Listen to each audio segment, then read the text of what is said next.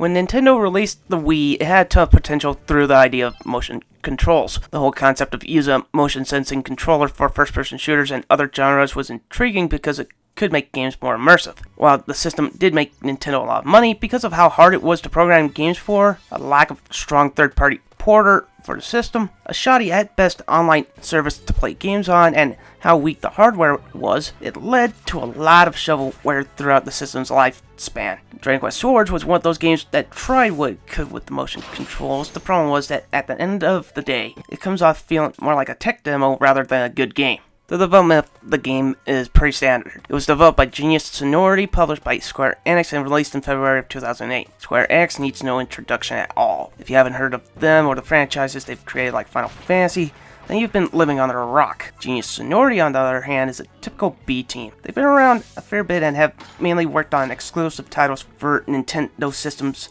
involved in the Pokemon series. So fundamentally, I can reliably trust them to know how to make a decent game. The storyline is pretty forgettable. If you have ever heard the same old, a great monster was defeated years ago and now there are those who want to resurrect him to rule the world kind of story, then you've seen it before. I don't blame them considering how basic the gameplay is. Unless it's like a Dragon Age Origins level storyline, then I don't think people are going to pay much attention to it. The graphics are pretty decent from an art standpoint, but lacks in areas. It uses very similar art to Dragon Quest VIII or Dragon Quest Monsters Joker. The monsters and levels have a ton of detail. It definitely has aged better than other Wii games, and it feels at home with the mythology of the Dragon Quest games. Where it lacks is how limited it is and how much you can do in each level. Let's be honest, this is a glorified arcade shooter with some RPG elements. Since the game moves through a first-person view, you've got to have some interactivity. Dragon Quest Swords barely has any at all. You might have a few barrels to look inside or rocks to check under and so forth. The problem is that there should be a lot more if you look at it like an RPG. Movement is very minimal outside of forwards, and invisible walls are everywhere. This in turn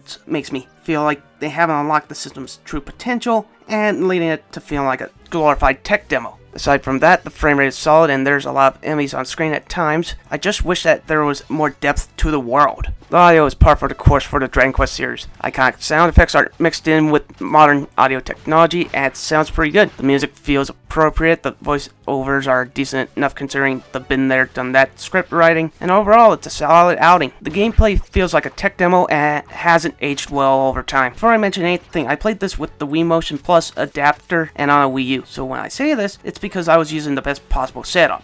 The fundamental gameplay is one part first-person arcade shooter and one part RPG. You go through these levels, killing enemies, gaining level-ups, and so forth. At the end of each level, you get a rating based off of your performance along with bonus items. You can use items and money earned in levels to upgrade weapons and buy new armor. How you kill enemies is mostly by swinging the Wiimote. You can also block incoming attacks with a shield, cast spells to heal yourself or clear out a group of enemies, deflect certain attacks with your sword by swinging at them, or use special attacks when your sword meter is full. You can fill it by landing strikes, and when it's full, you can use a special attack which involves the bare minimum for it to be considered a mini-game that does serious damage. As you level up, you'll unlock more attacks, get better stats, and so on. Along the way, you'll get additional partners who will heal you, cast magical spells, or boost the party's stats. You can also give them orders manually if you really need them to do something in a hurry. They can also get level ups and earn new spells. The only difference is that you can't really upgrade their weapons or armor. There are several problems with the gameplay.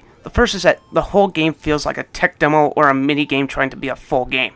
Yes, I know a lot of early titles are short or don't have a lot of depth because it's new hardware. To that I say this. Other launch titles or games released in the first year of a system's lifespan, like the Bouncer, felt more like complete games but were bad because they were designed poorly. Dragon Quest Swords, on the other hand, feels like an incomplete game. Parts of levels and elements of the game's mechanics feel like they had more ambitious plans for them but were scrapped because of time restraints or because of the style of the game it is. This makes me feel like it's a rush job of what could have been a good game. Another minor problem is that depending on how much you pay for the game, what you see is what you get for the entire game. The game doesn't try to change up its style ever, and this is also a short game clocking in around 8 hours. So if you pay more than 10 to 15 bucks, then you might be better off looking elsewhere for an RPG for the Wii. And the icing on the cake is that my only other big problem is that I really question if the Wii motion sensor was ever that responsive. Now, not everything about the motion controls are bad.